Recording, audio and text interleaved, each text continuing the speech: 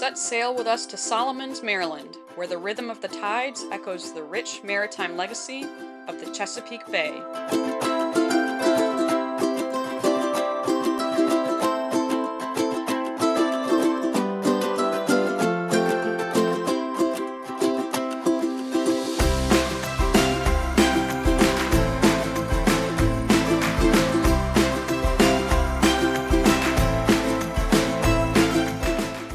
Hi, Alison here from Loop Life Academy, your trusted guide to help you and your family get out onto America's Great Loop with confidence and purpose. Solomon's, Maryland, also known as Solomon's Island, is filled with tales of watermen, shipbuilding, natural beauty, and coastal charm. Let's look at a few highlights that you might want to include in your visit to Solomon's Island.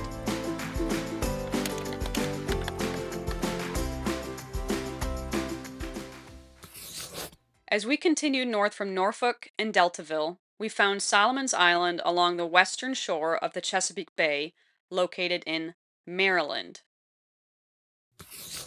Solomon's is on the north side of the mouth of Patuxent River, where it meets the Chesapeake Bay. When we left Deltaville, we sailed past the Rappahannock River, north along the Chesapeake Bay, and to a cute little anchorage in Prentice Creek. From there, we sailed north to a place called Pancake Point, which is near Solomon's. And once we anchored and had a good night's rest, we definitely made some pancakes in the galley the next morning. That anchorage was delightful and picturesque. Pancake Point is along Mill Creek, and that's just a short dinghy ride to get to Solomon's Island. The next morning, we did move anchor, and we were a lot closer to the coastal stops that we're going to talk about today. Solomon's Island has a lot to offer to visitors and to families, so let's start with the three most popular destination activities. If you anchor up in Bat Creek, in Active Captain, this anchorage is labeled as Solomon's 2, then you'll be a really short dinghy ride away from the Calvert Marine Museum. There is a dinghy dock right at the museum, and that's available for museum visitors. And just as an FYI, there is also a West Marine just up the road. You can immerse yourself in a wealth of interactive information just in their website, so imagine what you're going to find once you get there in person. You will find everything from their river otter exhibit to the oyster house to fossil exploration and a lot more stuff. Next door, and also included in the museum admission, is the Drum Point Lighthouse. Just check with the front desk to make sure you know when the open hours are for the lighthouse so you can go inside. The next call out for a destination activity is the Anne Marie Sculpture Garden. This Smithsonian affiliate combines art, nature, and history in a really beautiful setting. There are a couple of anchorages nearby, but as I was digging through Active Captain, I was not able to find any updated information about dinghy docks. If you come to shore using the town dinghy dock by the Solomon's Island Boardwalk, it would take you about an hour to walk to the sculpture park, maybe about 15 minutes by bike. So if you know an easy way to get to the sculpture park from the water, please drop a note in the comments. The sculpture garden at Anne Marie comprises 30 acres of forests, fields, and meadows along St. John's Creek. And the sculpture garden is a great place to take a walk or ride bikes, and it's pet friendly throughout the year. The third highlight, which you might want to visit with your boat when you're done in town, is the Calvert Cliffs. What's really unique about Calvert Cliffs State Park is the amount of fossils. These iconic cliffs have made the state park a fantastic area for fossil hunting. Take the kids, bring a shovel and a sieve, and have a fun day out that you'll remember. If you take your boat there and anchor nearby rather than driving up to the park and hiking to the shore, you can take your dinghy to the shallows by the beach and wade around looking for fossils. Just keep in mind that for your safety, there are some areas closed, especially beneath the cliffs, because there can be dangerous landslides and potential for injury, so they want you to stay away from the dangerous areas. If these three attractions aren't really your speed, you can always enjoy a walk up and down the boardwalk. It's delightful. There is so much to learn in this area, I can't really do it all justice, so I'm going to just mention a few other things that I think might be interesting for you and your family. This area has been inhabited since colonial times and took its current name, Solomons, from the 19th century Baltimore businessman Isaac Solomon. He established a cannery here shortly after the Civil War. You can still actually find Isaac Solomon's house on the front of the island, and it's now used as the Chesapeake Biological Laboratory Visitor Center. A lot of the island families originally came from the eastern shore to work in the newly established oyster canning factory that Isaac Solomon opened up, and the oysters of Solomons and Calvert County became famous throughout the country. Shipbuilding was considered the next most important industry in Solomons. In the 19th century, shipyards developed to support the island's fishing fleet. The Marsh shipyard built schooners and sloops, but became really famous for its bugeyes. These were the forerunner of the skipjack. If you watched our Deltaville video, you'll remember talking a little bit about skipjacks and how they were used for oyster dredging. During World War II, the Allied command chose the island as the site for Naval Amphibious Training Base Solomons. The lessons learned at Solomons proved invaluable on D-Day and on numerous other military operations, and you can learn more about that during your visit. Three naval bases were established at the mouth of the Patuxent River, and those significantly contributed to the war effort by providing new jobs for the residents there. During the very transformative years of 1942 to 1945, the population of Solomons went through a surprising surge, and it blossomed from a modest 263 people to over 10 times that amount. Also, over 60,000 troops trained at Solomons during the war. During your visit, you'll find the Calvert Marine Museum not only has an abundance of historical information, but it also provides extensive coverage of science topics that are really unique to this county. The Marine Museum's paleontology gallery displays fossils from the Miocene epoch, which lasted from 23 to 5.3 million years ago. The fossils that you can find along Calvert Cliffs and that were found and displayed in the museum are from the Miocene. While you're there, don't miss the impressive Megalodon skeleton replica. Fossils retrieved from the Calvert Cliffs also feature remains of smaller dolphins and some toothed whales. There's also the Estuarine Biology Gallery, and that tells the story of the diverse marine life that you'll find in Chesapeake Bay and its tributaries. This gallery does a nice job to demonstrate how we are all connected. You'll find three distinct bay habitats, followed by sections on adaptations and invasive species for each of those. There's the deep open water habitat, the sheltering shallows habitat, and the tidal tributaries habitat. Since we're in the Chesapeake, we can't leave out the oysters.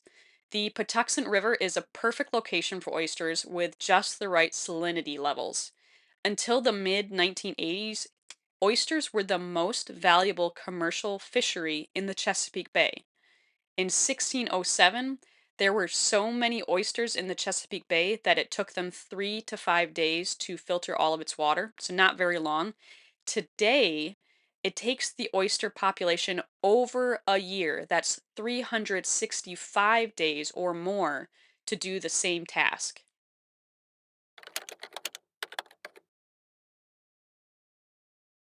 Solomons has a rich maritime history with a legacy of boat building, fishing, and oystering.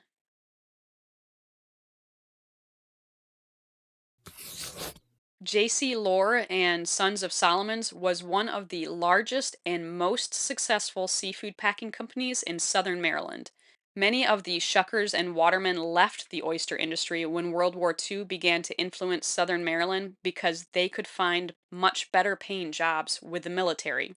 A combination of pollution, disease, and overharvesting caused the region's oyster population to crash in the late 20th century. This led to the closure of many of the local seafood processing and packing businesses. To celebrate the local maritime culture, every May there is the Solomon's Maritime Festival. During the festival, there will be waterman harvesting demonstrations, toy boat building, wood carving, music, food, and a lot more activities. In addition to being immersed in maritime history just by being surrounded by historical buildings and the current maritime industry, You're going to find a lot of options for waterfront dining and get a chance to enjoy the local seafood and local culture that way. You'll find cozy sunset views, fresh seafood, and a friendly atmosphere.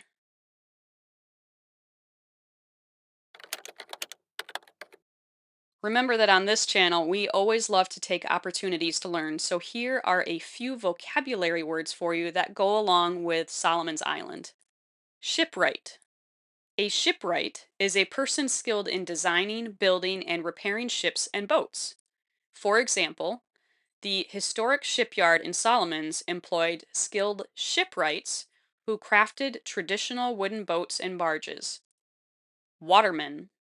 Watermen are local fishermen and crabbers who earn their living by harvesting seafood from the water. For example, Solomon's waterfront bustles with activity as watermen unload their daily catch of crabs and fish.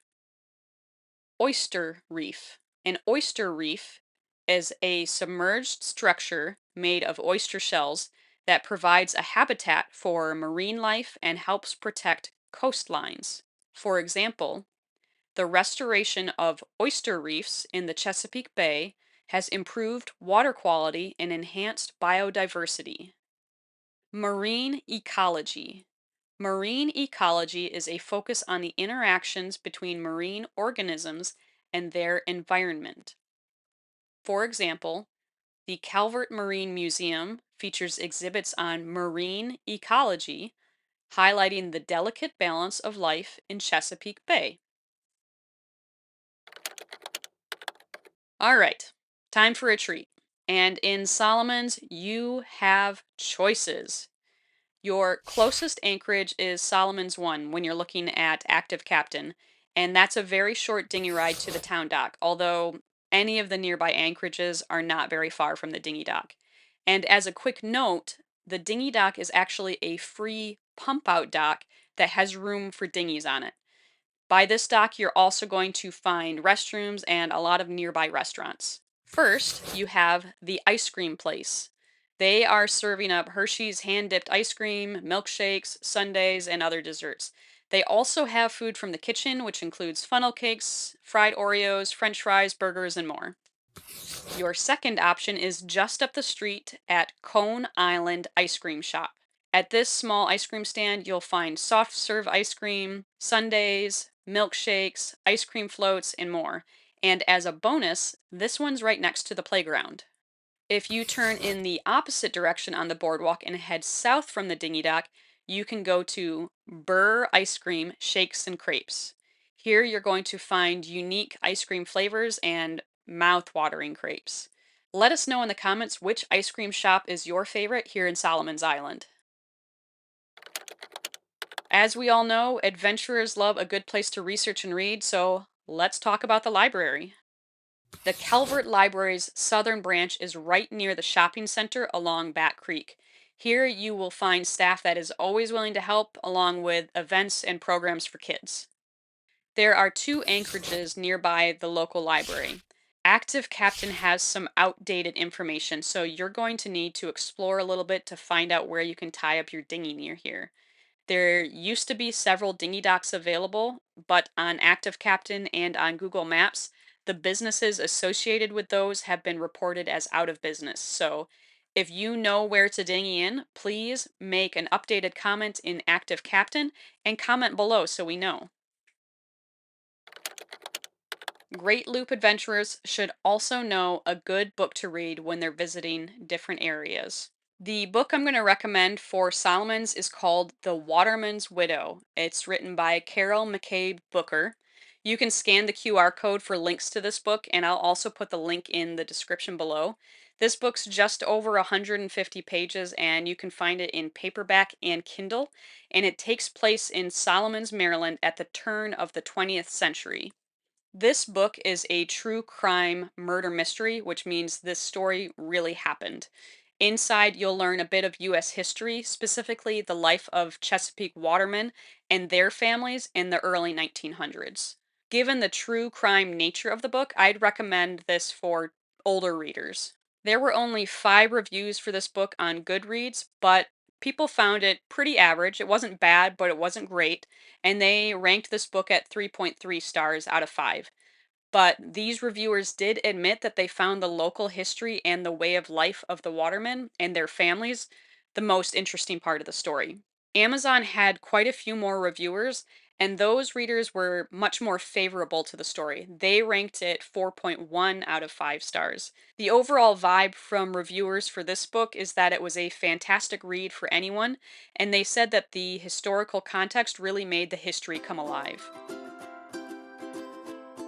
As we bid farewell to Solomon's on our Great Loop adventure, may this maritime paradise inspire your own adventures on the Chesapeake Bay and beyond. Thanks for joining us.